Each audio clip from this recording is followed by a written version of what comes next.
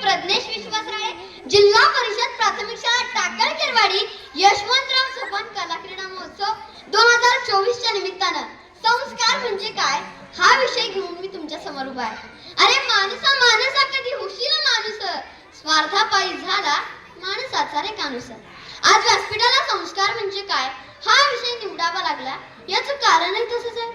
कारण 21व्या शतकात बुद्धीच्या बळावर माणूस चंद्रावर गेला, मंगळावर गेला, त्याने समुद्र काबीज केला, नद्या अडवल्या, जंगलं ताब्यात घेतली, त्यावर सिमेंटची जंगलं उभी केली.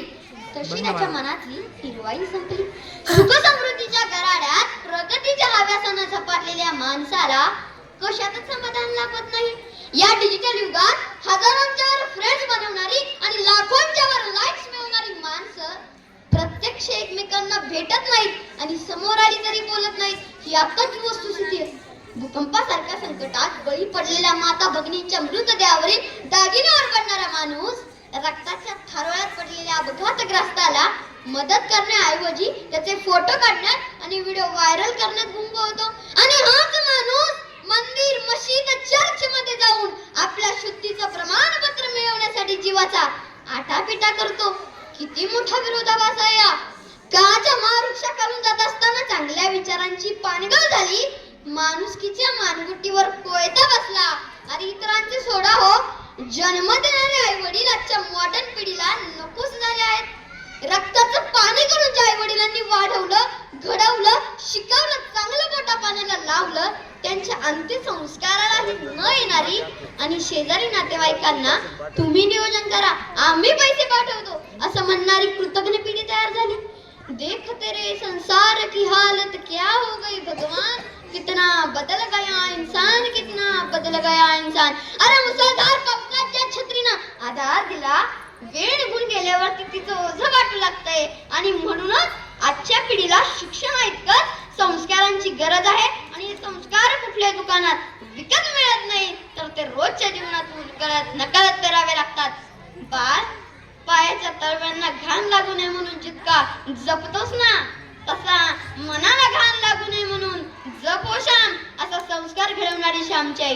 हिंदवी स्वराज्याचे संस्थापक छत्रपती शिवरायांना घडवणाऱ्या राष्ट्रमाते जिजाऊ आता आईच्या रूपाने घराघरात निर्माण झाल्या पाहिजे. अरे लाख मेले तरी चालतील, पण लाखांचा पोशिंदा जगलाच पाहिजे असं म्हणणारे राजा, तुमची कापड जो माझ्या अंगाला लागली ना, तवाच शिवाम्याला असं शिवरायांना सांगून हसत हसत मृत्यूला सामोरे जाणारी शिवकाशी. किती टोकाचे संस्कार म्हणजे रुजलेली असंख्य माणसं.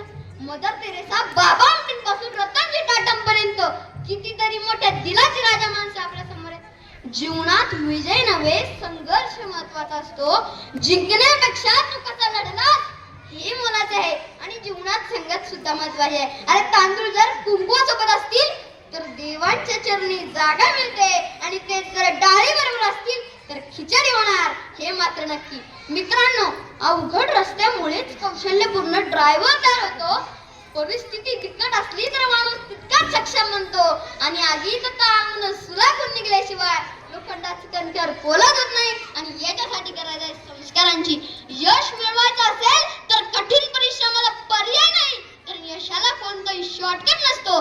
हा संस्कार तुमच्या आमच्यात रुजला पाहिजे. अरे वाडवडिलांनी कमवलेल्या संपत्तीवर म्हणजेच आयत्या पिठावर रेघोट्या मारण्यापेक्षा स्वतःच्या हिमतीवर आकाशाला गवस निघालण्याची जिद्द मनात बाळगली पाहिजे.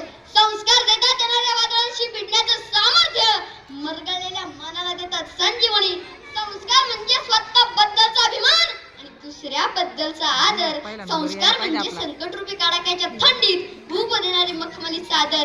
या वक्तृत्व स्पर्धेच्या निमित्तानं मी एवढेच म्हणेन, भाग्याच्या कुंडलीत आणि तळातांच्या रेषांवर राजयोग असला म्हणून